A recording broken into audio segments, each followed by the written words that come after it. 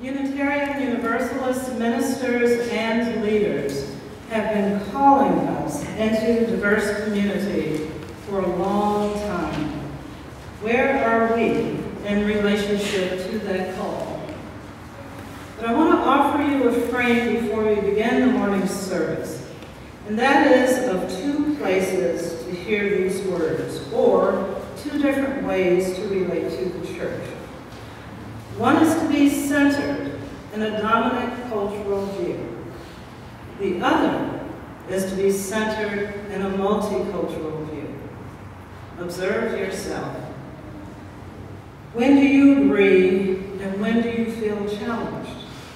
And when you recognize that, think about which cultural center is shaping your response. Imagine that each person in this room has a camera, and we choose how we frame the picture. Who's in your frame? What does the future that you project for this church look like? Unitarian Universalist President Peter Morales offers us some statistics to help us frame the future of our congregations. He says in the United States, 75% of the people who are 70 years and older are white.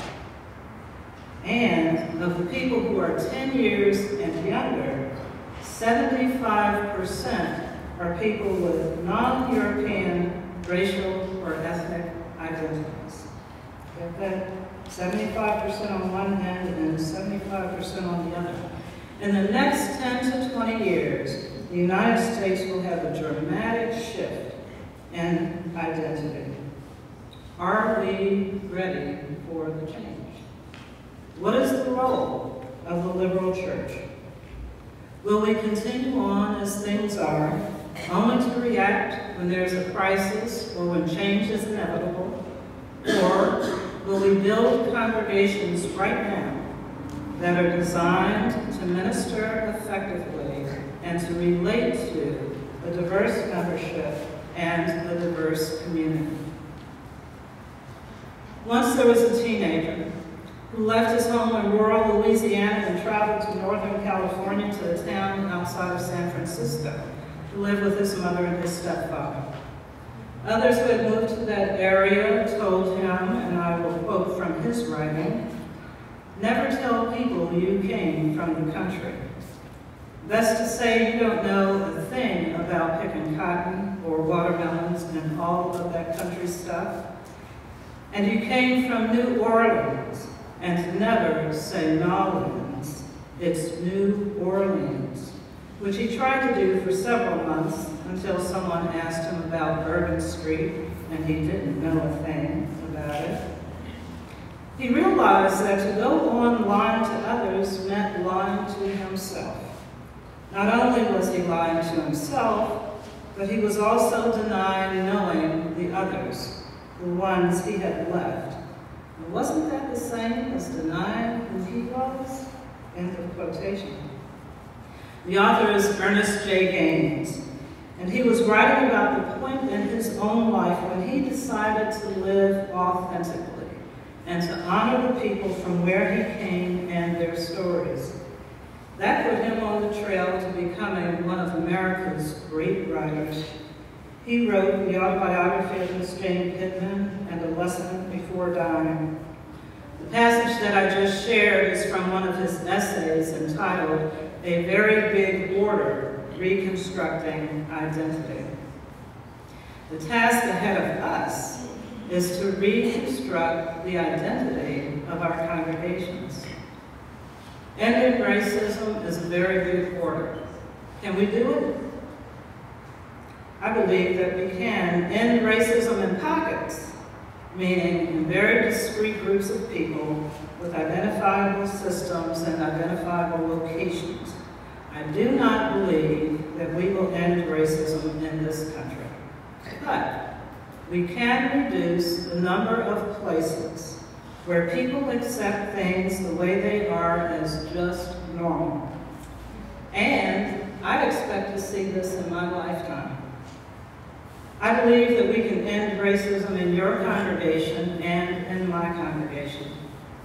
But the question that you must ask yourself is not, can we end racism, but will we end racism?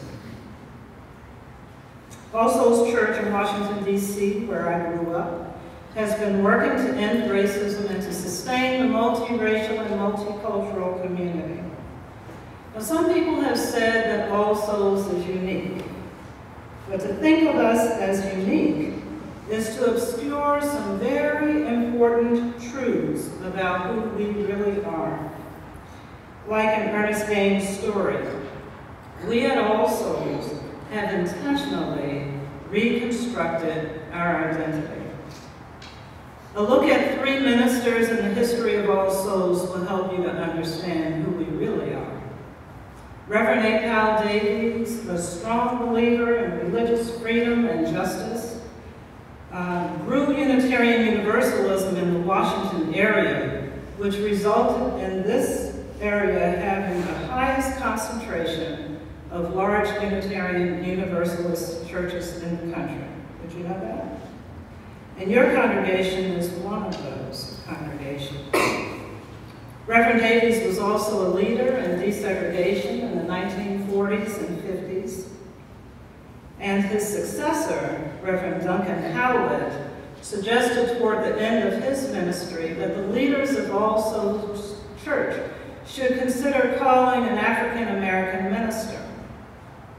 And acting on the belief that all souls are welcome in our congregation, the search committee went outside of the denomination, and in 1969, the church called its first African-American minister.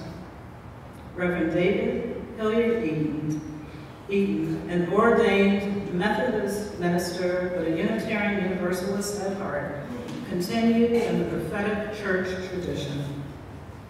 Eaton's ministry was a test of All Souls' commitment to multiculturalism.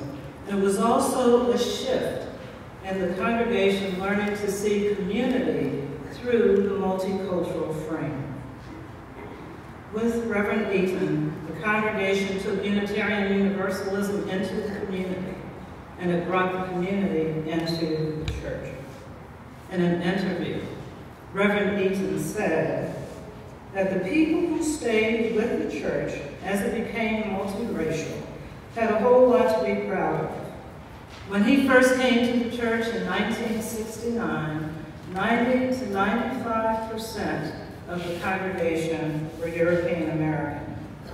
A year later, working with the Board of Trustees, a resolution was passed to become a multicultural congregation. And for the next 5 years, they worked very hard to do just that. Reverend Eaton even had a television show to extend the church's outreach into the community. The church building became home to many community organizations, and a growing number of people of color chose All Souls as their spiritual home. So to say that we are unique implies that our story is so different that others cannot produce similar results. And that would be to miss the golden nugget that All Souls did in 1970 what other congregations are just beginning to do 30 years later. We're not so much unique as we are mature in building a truly inclusive community. And we've defined our role as a liberal church community to bear witness to and to practice living as the human family whole and reconciled. In the language of Reverend Jackie Lewis, whom some of you know, she describes herself as a Christian Universalist. And in her words, she would say, the role of the church is to practice the reign of God here on earth.